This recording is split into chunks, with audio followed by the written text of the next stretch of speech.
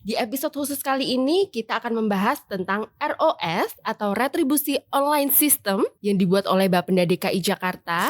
Nah, Pak Santoso, sebenarnya latar belakang terbentuknya ROS itu sendiri itu apa ya?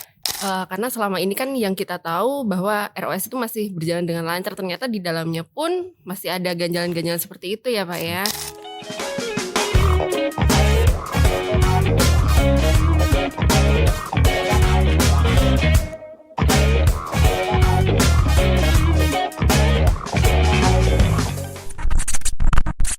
Assalamualaikum warahmatullahi wabarakatuh. Berjumpa lagi dengan Aye, Pok Nana. Selamat datang di podcast obrolan pajak daerah Bapenda Jakarta, lebih kenal, lebih bijak. Nah, Sobat Pajak, dalam rangka memperingati 1 tahun peluncurannya, di episode khusus kali ini kita akan membahas tentang ROS atau Retribusi Online System yang dibuat oleh Bapenda DKI Jakarta. Dan tentunya pada episode kali ini pun saya nggak sendirian. Saya sudah ditemani oleh para narasumber kita yang berjumlah 3 orang ini ya. Narasumber kita ini yaitu orang-orang hebat di balik terbentuknya ROS itu sendiri. Apa kabar teman-teman? Alhamdulillah. Selamat siang. Sehat? Sehat, alhamdulillah Bapak. Boleh dikenalin satu-satu nggak ya ini tim dari ROS ini sendiri? Boleh Mbak Nana, saya dengan Retno. Saya Oki. Saya Santoso. Jadi Oke. kalau Mbak Nana tadi Ros, bisa singkatan dari kita nih Mbak. Retno, Oki, Santoso. Oh gitu ya Pak ya. Pas banget ya ternyata ROS itu Retno, Oki, Santoso gitu ya Pak ya. Ih keren banget sih, bener-bener terobosan yang Ciamik. Yes. Ciamik saya bantu Mas. Oke, terus? Oke. Nah, daripada kita lama-lama di sini, kita langsung mengupas lebih dalam lagi apa itu ROS, latar belakangnya apa, serta di dalamnya itu ada inovasi apa aja gitu ya Pak ya. Oke, kita lanjut. Nah, Pak Santoso, sebenarnya latar belakang terbentuknya ROS itu sendiri itu apa ya? Jadi gini Mbak Nana, kalau terkait dengan Ros ya. Empok. Nana nih. Karena kita Jakarta sih ya. Iya, bener banget. Pok Nananya. Jadi gini Pok, kalau Ros itu kan kita sebetulnya kita nih di Bapenda ini melakukan reformasi tentang pemungutan retribusi ya. Baik. Jadi ada 3 simpul gitu. Pertama terkait dengan sistem, kedua dengan peraturan, ketiga dengan SDM-nya. Dulu ini retribusi itu bukan di kita, adanya di BPKD. Sejak perubahan SOTK tahun 2020 beralihlah ke Bapenda. Kami ini tim retribusi diminta pada saat itu untuk melakukan identifikasi terhadap retribusi. Apa sih retribusi? Bagaimana retribusi pemungutannya sudah sampai mana gitu. Nah, berdasarkan tugas itulah kami membuat pada saat itu kegiatan yang namanya penggalian materi. Di sana kami benar-benar belajar tentang retribusi, baik dari artikel, baik pun dari akademisi, dari jurnal-jurnal gitu kan, sampai dengan kita mengundang para SKPD yang memang sudah memungut retribusi sebelumnya. Kita undang mereka, kita ajak wawancara, kita gali dari mereka. Kemudian tiga rekomendasi yang kita berikan pada saat itu. Pertama, bahwa di dalam retribusi daerah itu peraturannya dan aturan hukumnya itu sudah terlalu usang, baik dari segi materi maupun edisi. Jadi itu udah terlalu lama. Pada saat itu ada peraturan tahunnya 2012, 2013, sedangkan kita pada saat itu sudah tahun 2020. Oke.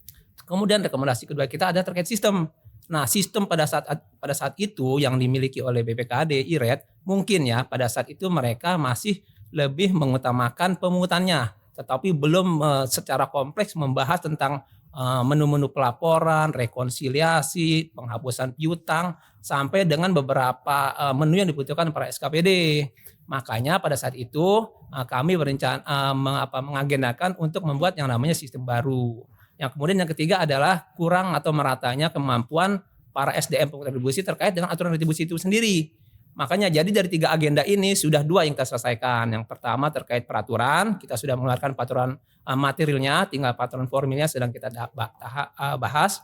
Kemudian untuk sistemnya ini dah yang kita launching di tahun lalu di 11 Agustus gitu. Jadi benar nih kalau Pak Nana tadi bilang sudah hampir 1 tahun, kita mau masuki 1 tahun di 11 Agustus ini. Iya. Itu yang menjadi latar Pak. belakang kita. Jadi ingat ya Pak ya, tahun kemarin waktu pada saat kita peluncuran ROS itu ya Pak ya. Nah jadi Mbak Nana hadir ya? Iya. hadir ya. Iya, kita bareng-bareng pada saat peluncurannya ya Mas Oh Alfi iya. ya. Berarti Pak Santoso untuk ROS itu sendiri berarti seperti penjembatan antara Bapenda dengan SKPD pemungut itu ya. Di mana di dalam fitur tersebut ada fitur monitoring juga dalam untuk pelaporan SKPD tersebut seperti itu ya. Betul. Karena kalau secara SOTK kita kan berfungsi sebagai koordinator pemungut. Ya, betul. Jadi kita di sana ada 3 hal yang harus kita koordinasikan. Pertama dengan aturan hukum, kedua tentang kesisteman, yang ketiga tadi monitoring evaluasi dalam rangka pencapaian target tersebut. Nah, kalau misalnya monitoring ini kita sudah masing-masing punya keahlian masing-masing nih. Nah, kalau Mas Oki ini jagonya bikin target ya. Oh gitu. Perencanaan target semua ini luar biasa Keren ini. banget sih Mas Oki. Ya, kalau Mbak Retno itu terkait dengan administrasinya luar biasa. Oh baik, tanpa administrasi yang rapi juga Susah tidak berjalan kita. dengan lancar ya Pak ya. Layoutnya juga Mbak Retno yang bikin. Iya, keren banget sih Mbak Retno. Saya kenal dari lama sih Mbak Retno. Iya. Nah, Pak Oki, berarti selain untuk memudahkan Bapenda itu sendiri, ROS itu juga memudahkan dari sisi SKPD pemungut itu ya, karena dari sistemnya pun sudah lebih digital dan lebih ada inovasi-inovasi dalam pelaporan di dalamnya gitu ya untuk memudahkannya. Belum tentu Mbak. Jadi secara sistem memang untuk memudahkan teman-teman SKPD. Cuman gini, balik lagi ke SDM-nya Mbak. Jadi Oh, kadang-kadang gitu. sistemnya sebagus apa kalau SDM-nya juga nggak mumpuni atau nggak bisa, ya tetap aja nggak kepake itu sistem gitu. Jadi memang kita PR-nya sekarang itu adalah bagaimana mensosialisasikan apa yang sudah kita upgrade di ROS ini supaya bisa maksimal dipakai sama teman-teman SKPD pemungut. Baik, Itu agenda ketiga kita tadi ya Mas. Ya, rencana kita tuh di 2025 kita akan melakukan FGD ataupun sosialisasi besar-besaran baik dengan kesisteman maupun dengan aturan gitu. Karena kan kita akan menerbitkan beberapa aturan baru. Oke. Tuh. Oh, I see, baik Pak. Karena selama ini kan yang kita tahu bahwa ROS itu masih berjalan dengan lancar, ternyata di dalamnya pun masih ada ganjalan-ganjalan seperti itu ya Pak ya.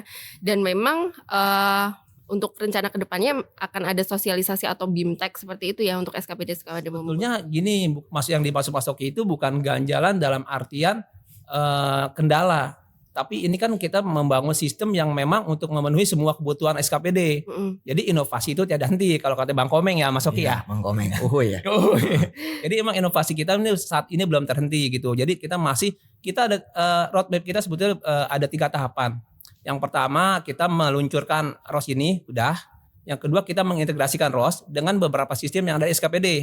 Contohnya dengan sistem di PTSP, ada Jack Evo, ada Jaki ya, Jaki. Terus kemudian di Dinas Bina Marga ada namanya Sianti. Terus di Dinas Perhubungan ada yang namanya Jacket Bot. Terus kemarin kita sudah mulai melakukan pembicaraan dengan Sigaya, punyanya Dinas Kebudayaan. Dengan di daerah siapa Mbak Retno? Dengan Silika. Dinas Lingkungan Hidup. Jadi untuk tahap keduanya kita akan melakukan integrasi antara ROS dengan sistem para SKPD. Yang ketiga nanti baru kita akan membuka ini untuk masyarakat. Jadi masyarakat yang ingin melakukan permohonan retribusi, dia cukup buka dari ROS yang ada di webnya mereka masing-masing, di aplikasi mereka masing-masing. Oh baik, siap-siap. Berarti dalam kedepannya pun juga akan bisa diakses oleh masyarakat langsung ya Pak ya? Itu yang kita mau. Oh baik, keren banget sih Pak untuk inovasinya. Nah, ada logo ROS ya di sini ya teman-teman ya. Sebenarnya filosofi logo ROS itu apa sih Pak? Kan kita lihat kayak kupu-kupu ya. Nih lagi terbang nih di atas kita nih. Jadi gini Mbak, Pok ya. Iya. Jadi gini Pok Nana. Jadi Pok Nana. Jadi kenapa sih kita namain logo kupu-kupu? Jadi sebetulnya logo itu bagian kedua. Yang pertama kita tuh mencari nama dulu. Pada saat itu nama gitu. Apa nih nama gitu? Nama yang mudah diingat gitu kan. Berkaitan dengan digitalisasi, berkaitan dengan makna kita sendiri tentang retribusi. Maka kita ambillah nama retribusi online system. Tanpa sengaja memang seperti Retno Oki Santoso gitu kan. Sebetulnya bukan Retno Oki Santoso, retribusi online system. Pada saat kita menyusun logo itu, kita tadinya itu menggabungkan dari beberapa huruf tadi. ROS gitu kan. Kita gabung ROS. Tapi ada yang janggal nih. Gimana kalau R-nya dibalik gitu kan. R-nya ke kiri, O-nya di tengah, S-nya ke kanan. Nah itu lama-lama seperti kupu-kupu gitu kan. Loh kok ini kenapa seperti kupu-kupu gitu kan. Nah pada saat berubah jadi kupu-kupu itu langsunglah kena di situ. Pas udah kupu-kupu melambangkan perubahan. Mulai dari kepompong sampai kupu-kupu gitu. Inilah ROS gitu. Dari yang dulunya biasa kini menjadi luar biasa. Oh gitu ya. Itulah kenapa kita memastikan bahwa logonya adalah kupu-kupu. Oh gitu. Baik. Kalau Bapak nggak jelasin tadi, saya sebenarnya nggak kepikiran sih ternyata dari ROS yang kebalik tadi R-nya. Oh segitu ya Pak ya. Nah kalau ROS itu sendiri sebenarnya bisa diakses lewat laman apa sih Pak? Halaman Mbak Retno, Namanya retribusi.jakarta.go.id. Semua bisa diakses lewat manapun, bisa lewat handphone, bisa lewat laptop yang dimiliki masing-masing SKPD pemungut. Sebenarnya saat ini pun wajib retribusi ataupun warga masyarakat di seluruh dunia bahkan bisa mengakses ROS, di mana di situ di halaman depan tanpa harus login bisa mengakses apa sih peraturan-peraturan retribusi yang ada di DKI Jakarta dan apa sih pengertian retribusi dan kanal pembayaran apa saja yang bisa menghandle pembayaran retribusi di DKI Jakarta. Di situ pun kami sudah mencantumkan tutorial cara pembayaran retribusi. Jadi sudah lengkap, bisa diakses oleh warga manapun, tidak harus SKPD pemungut retribusi. Ketika pegawai SKPD pemungut retribusi ketika mau masuk harus memiliki login atau user ROS tadi. Gitu batasannya Mbak Nana. Jadi sebenarnya saat ini pun warga sudah bisa mengakses ROS untuk informasi tertentu. Oke baik. Berarti seperti kalau di kita kan pajak online ya. Kalau ini kan retribusi online system. Nah berarti untuk portalnya bisa diakses oleh masyarakat, namun dibatasin pada saat login berarti ya. Mbak Nana. Karena untuk akses loginnya hanya untuk SKPD pemungut seperti itu ya Mas Yogi. Nah untuk di portalnya sendiri apa yang bisa disampaikan kepada masyarakat Mbak selain dari tutorial tadi? Tadi tutorial Channel pembayaran, kanal pembayaran beserta tutorialnya, pengertian retribusi yang ada di DKI Jakarta dan retribusi apa saja yang dipungut di DKI Jakarta, lalu peraturan-peraturan retribusi yang ada di DKI Jakarta maupun di Indonesia, lalu terakhir berita terkini tentang retribusi. Oh gitu Mbak Nana. Ada berita terkini juga ya? Ada juga Mbak. Baik, berarti sangat update ya Pak ya. Nah Pak Santoso, Mbak Retno dan Mas Oki mengulik lebih dalam terkait latar belakang adanya ROS ini sebenarnya apa aja sih masalah yang ada di DKI Jakarta khususnya terkait retribusi itu sendiri yang melatar belakangi terbentuknya atau dibuatnya ROS ini? Mas Oki? Oke. Tadi Mas Oki kayak udah mau nyiapin jawaban. Iya kayaknya dari tadi pengen cepet-cepet mau ngomong gitu. Iya, sekarang sih udah gak ada masalah Mbak. Saya kan udah ada ROS gitu. Oh gitu. Iya, semenjak enggak, maksudnya sebelumnya. sebelumnya pasti banyak masalah. Karena apa? ada ROS jadi gak ada masalah Contohnya gitu. kayak misalnya pelaporannya yang masih berbelit atau seperti apa? Ya, jadi kita tidak tersimplifikasi. jadi ini kita pengennya serba untuk memudahkan ya, bukan cuma dari sisi masyarakatnya saja, tapi dari sisi SDM si petugas retribusinya itu juga supaya fokus ke pelayanan gitu. Jadi kita mudahkan dari sisi administrasi seperti kita bikin laporan bulanan digital. Jadi cukup 1-2 kali klik sudah jadi laporan digitalnya per bulan seperti itu. Terus kemudian juga kita ada menu rekonsiliasi digital gitu. Jadi artinya kita mau melakukan rekonsiliasi yaitu jadi nggak perlu datanya semua sudah dari situ semua, sumber data dari situ, terus kemudian melakukan koreksi tambah sama koreksi positif negatifnya ada di situ. Jadi kita maksimalkan sistem ROS itu sendiri Mbak. Terus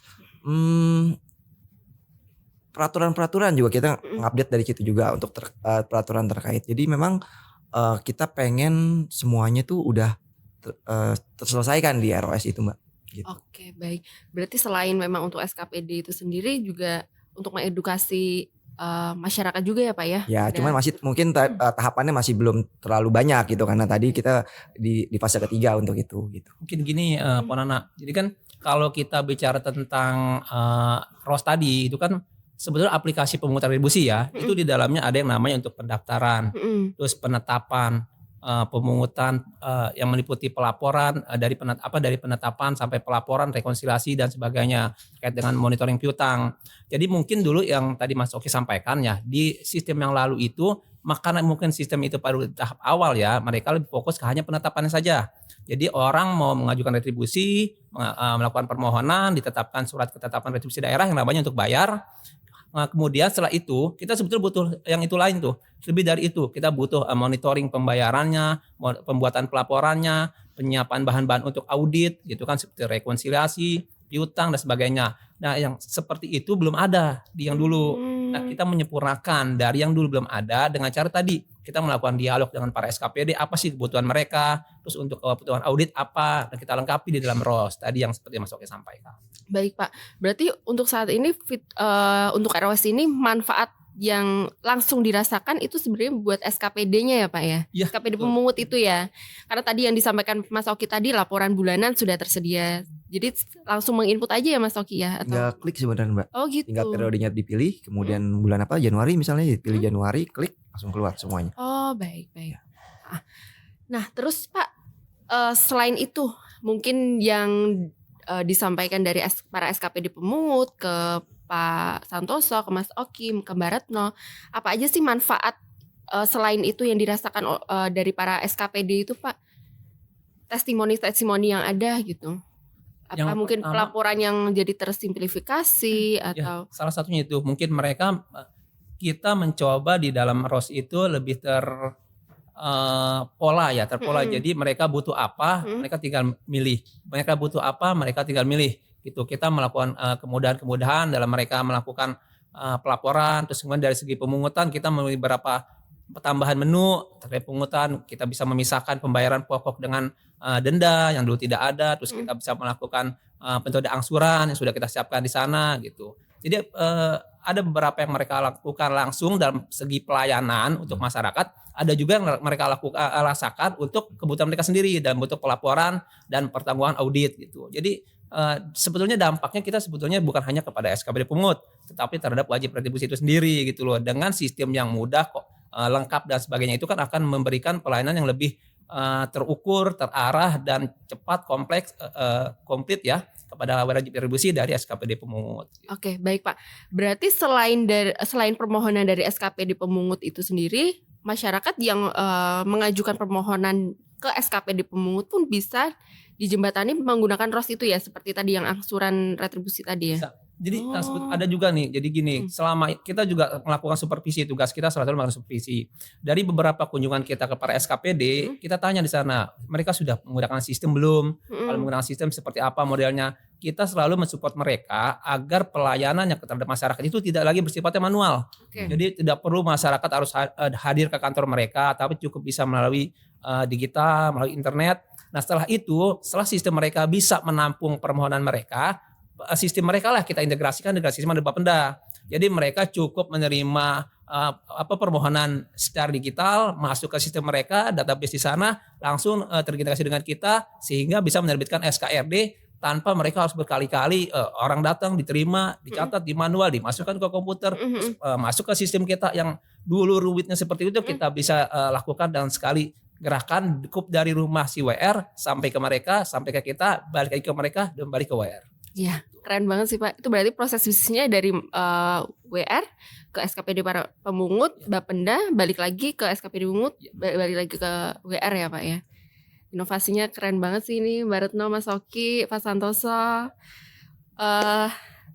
Lalu yang ingin saya tanyakan nih Pak, sekarang kan untuk channel pembayaran retribusi kan ada banyak sekali Pak. Bisa nggak sobat pajak semua dijelasin nih?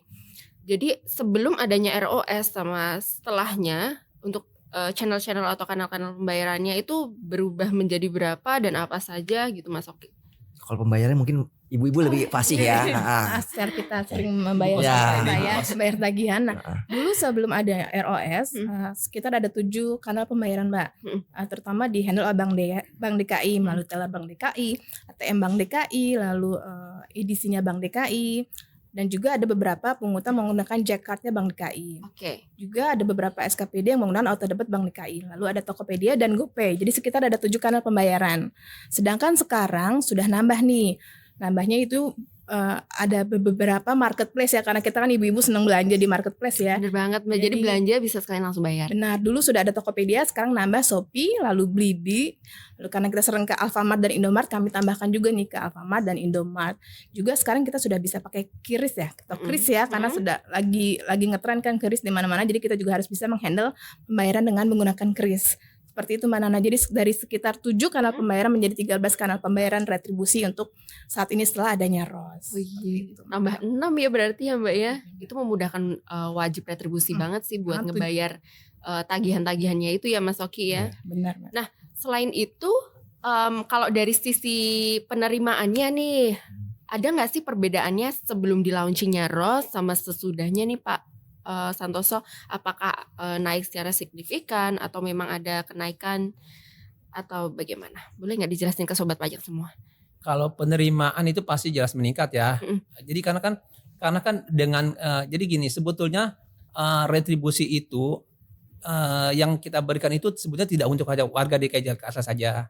Misalnya ada beberapa retribusi yang pengujian misalnya, atau pelayanan yang bersifatnya untuk masyarakat yang lepas dari Jakarta. Kalau mungkin tempat hiburan, ya mungkin kan posisi di Jakarta gitu kan, lebih banyak orang Jakarta. Tapi kalau terkait dengan keperluan gitu, terkait dengan pengujian ataupun pengecekan segala macam, itu tidak hanya dari kita saja gitu.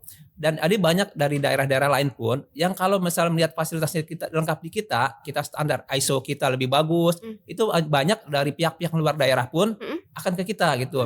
Jadi salah satunya itu tadi, makanya kita mencita-citakan ke depan itu, kita itu akan melakukan open source tadi, bagaimana masyarakat itu bisa melakukan permohonan retribusi dari wilayahnya masing-masing, dan kita akan kalau bisa tuh seperti Tokopedia atau marketplace lah gitu ya, seperti marketplace gitu kan, bagaimana mereka melakukan pemesanan lalu diambil kurir, mereka diam di rumah ataupun penjual yang diambil kurir ataupun nanti diantar lagi. Kita pengen seperti itu gitu. Nanti wajib retribusi, misalnya dia melakukan permohonan apa, bekas secara permohonannya bisa secara digital, terus alat atau benda atau barang yang ingin dilakukan pengujian mereka bisa dijemput gitu oleh kurir, lalu dia ke rumahnya diantar ke kita. SKPD kita diuji, dikembalikan lagi tanpa mereka harus datang ke Jakarta walaupun dari luar kota. Oh gitu. Baik, berarti rencananya sevisioner itu ya Pak ya, rencana ke depannya kita sudah ya. sampaikan, sudah memikirkan sampai sana. Gitu. 2035 ya Pak itu. 2000. Jangan ya. 2025 kita doakan 2025 ya. mudah-mudahan. Nah Pak Santoso, saya mau tanya, kalau untuk SKPD pemungut sendiri itu ada berapa? Termasuk yang BLUD? Jadi gini, kita retribusi itu awalnya sebelum ada PP 35 itu retribusi dipegang oleh SKPD pemungut dinas teknis. BLUD itu namanya jasa layanan, belum termasuk retribusi. Di tahun 2023 kita ada 15 SKPD pemungut retribusi yang masuk ya. 15 ya? 15 di tahun 2023. Kemudian di tahun 2024 ini kita bertambah menjadi 16 SKPD. Karena di dinas sosial yang baru yang akan menjadi pemungut retribusi. Nah, kalau BLUD itu sebetulnya ini hanya amanat PP 35. Bahwa BLUD itu kan sifatnya beda dengan SKPD. Kalau BLUD itu kan dia mengelola keuangannya secara mandiri, dia mempunyai sifat fleksibilitas. Jadi mereka mencari uang untuk mereka gunakan untuk memenuhi kebutuhannya mereka. Sedangkan SKPD ini memungut retribusi, uangnya harus masuk ke RKUD gitu loh. Jadi agak beda nih. Jadi kalau untuk BLUD pembinaannya masih ada di BPKD, sedangkan SKPD retribusi berada di kami, di kita nih di Bapenda gitu kan. Nah, terkait dengan yang SKPD 16 ini saat ini memang sudah berjalan Januari sampai dengan Juni ini secara penerimaan pun sudah luar biasa masuk ya. Bagus sih. Bagus. Ini juga bisa jadi karena ROS juga sih Ya. Pak, karena lebih efisien dan efektif juga. Kita dari segi pelayanan, makanya masyarakat luar daerah Jakarta pun kalau melihat dari segi pelayanan kesistemannya, pelayanan cepat, terus pelayanan secara pemberian jasanya memuaskan, otomatis walaupun mereka berada di luar daerah Jakarta, mereka tidak tertutup kemungkinan untuk melakukan permohonan retribusinya di Jakarta. Di Jakarta. Oke, baik. Nah, sobat pajak, gitu ya. Jadi sudah lengkap banget nih penjelasan dari Pak Santoso, dari Mas Oki sama Mbak Retno terkait retribusi online system, terkait retribusi, terkait para SKPD pemungut, terkait proses bisnisnya. Nah, jadi kita harap sobat pajak pun juga makin mengerti tentang apa itu retribusi, tentang sistem ROS itu sendiri ya Pak ya. Nah sobat pajak, apabila sobat pajak masih mempunyai pertanyaan terkait informasi terkait pajak dan retribusi daerah, sobat pajak bisa menghubungi kita di sosial media yang ada di sini dan call center di 1500177. Kami ucapkan terima kasih kepada Pak Santoso, kepada Mas Oki, Sama-sama, Mbak. kepada Terima kasih Mbak juga Retno. kita udah diundang ke sini. Iya Pak, nanti kita undang lagi kok buat narasumber, buat topik-topik yang lain seperti itu. Siap. Jangan lupa like dan komen serta subscribe di channel kita untuk mendapatkan informasi yang terbaru terkait dunia pajak dan retribusi. Terima kasih kami ucapkan. Wassalamualaikum warahmatullahi wabarakatuh. Waalaikumsalam. Warahmatullahi wabarakatuh. Dadah.